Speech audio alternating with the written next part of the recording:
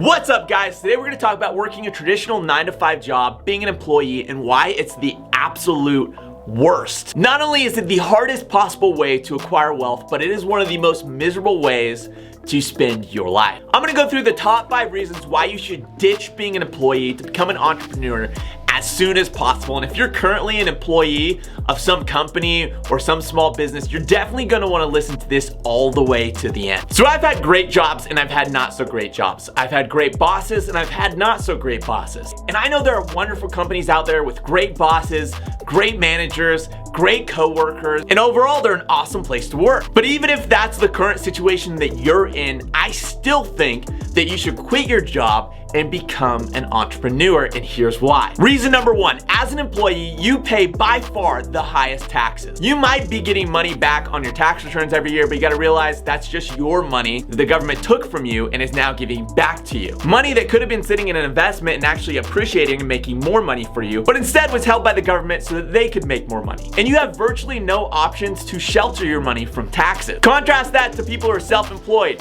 business owners, and investors who have nearly unlimited ways to protect their wealth from taxes, which is exactly why you have billionaires who pay $0 in taxes. And before you get all defensive and say, well, we all need to pay our fair share in taxes, and it's immoral and un-American to use tax write-offs to protect your wealth, you should know that 1, the government doesn't actually need your taxes to pay for anything. They can literally print as much money as they want and secretly tax you through inflation, which is exactly what they're currently doing under the guise of modern monetary theory. 2, the government's insanely wasteful, and the vast majority of what your taxes is spent on is not the things that you're thinking of as far as like bridges and roads and different things like that. Your tax dollars are wasted on expensive, ridiculous things that we absolutely don't need because the government is vastly inefficient. And 3, income tax is relatively new as far as the history of the world goes. In fact, it was against the Constitution when they originally tried to pass it, and they had to amend the Constitution to push it through and make it legal. The original thing that they proposed as far as income tax was that they were going to only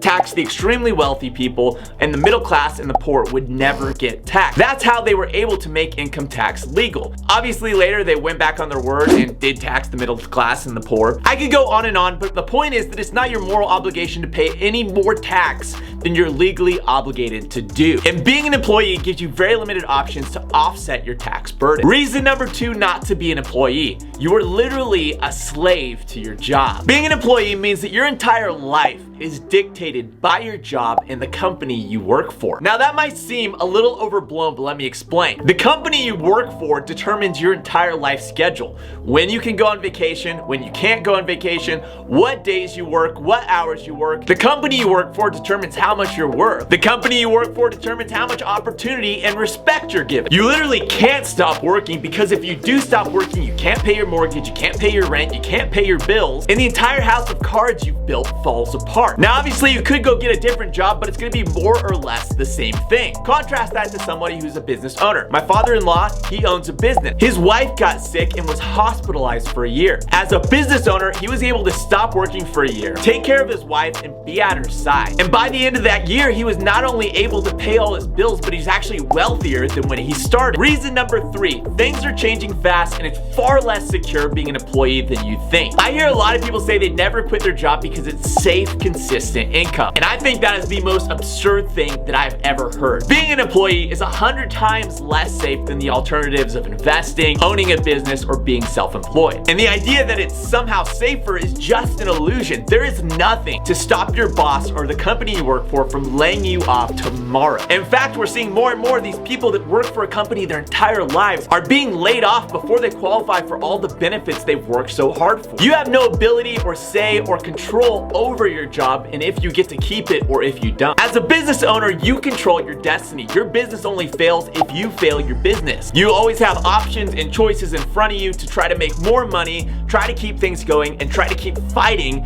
for your income source. Instead of being afraid of like new technologies taking your job, or AI advancements, or robotics advancements, you get excited by those things because that's gonna make your business more efficient, faster, cheaper, and more secure. Reason number 4 not to be an employee, you're making your boss wealthy, not you. There's a classic story that goes like this. There was an employee staring admiringly at their boss's extremely expensive car. The employee said, "Wow, that's a really nice car." The boss replied, "Well, if you work hard, put in long hours, and do your absolute best, I'll be able to buy an even nicer one next year. You're not building your own wealth as an employee, you're building the wealth of the company and the people that you work for. You might work for a great company and your boss might be a really awesome person who really genuinely cares about your well-being. That doesn't matter. They're gonna pay you the least amount they possibly can while keeping you happy and productive. Because business is a competition and it can't survive as a charity. There are other businesses competing for their clients, for their customers, and their spot. So if they're smart, they want to keep their overhead as low as possible, which means they're not gonna pay you a dime more